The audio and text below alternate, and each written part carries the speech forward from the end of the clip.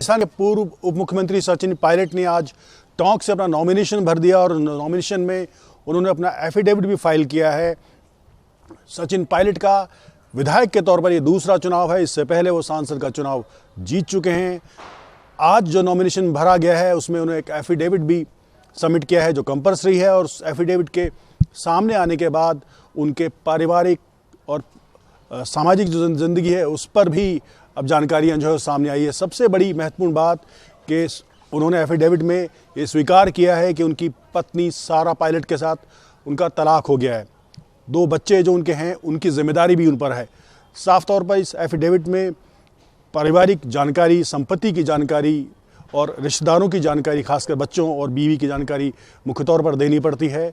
इस जानकारी के सामने आने के बाद 2018 में जब सचिन पायलट ने चुनाव लड़ा था तो उस एफिडेविट में उन्होंने अपनी पत्नी और बच्चों के तौर पर सारा पायलट और 2 बच्चों का जिक्र किया था, संपत्ति का भी जिक्र किया था। इस नए वाले एफिडेविट में जो हाल ही में आज उन्होंने सबमिट किया है उसमें पत्नी की संपत्ति का जिक्र उसमें नहीं किया गया है। बच्चों की जिम्मेदारियां जो है उनका जिक्र ज़रूर किया गया है।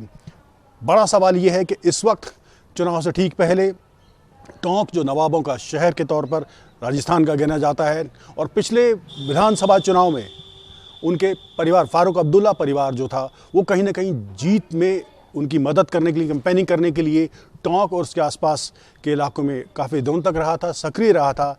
ऐसे में अब ये सवाल उठ रहा है कि क्या इस तलाक के बाद मुस्लिम वोट बैंक का जो साफ तौर पर रुझान है जो कांग्रेस की तरफ रहता है, तो क्या सचिन पायलट की तरफ रह पाएगा?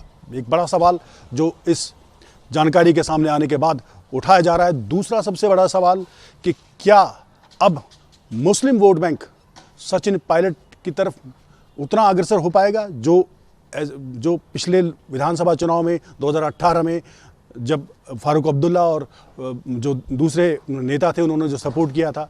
एक और बड़ी बात, क्योंकि उनके सामने बीजेपी ने अक्सर गुर्जर नेताओं की एक फ़ौज जो है वो तैयारी खड़ी की है। ऐसे में बड़ा सवाल ये भी है कि क्या उनको गुर्जर वोट बैंक में भी सेंधमारी बीजेपी जो करेगी उसका नुकसान भी उनको हो सकता है या नहीं।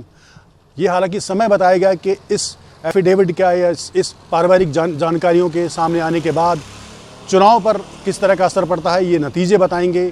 लेकिन सारा पायलट के साथ सचिन पायलट के तलाक की सूचना से, जानकारी सामने आने से कहीं ना कहीं राजनीतिक तौर पर और सामाजिक तौर पर उनके न केवल विधानसभा क्षेत्र में बल्कि पूरे राजस्थान और हिंदुस्तान में एक चर्चा का विषय ज़रूर बन गया है। कैमरामैन कमलेश भाटी और अजय सिंह के साथ देवेंद्र सिंह, भारत एक्सप्रेस, जयपुर।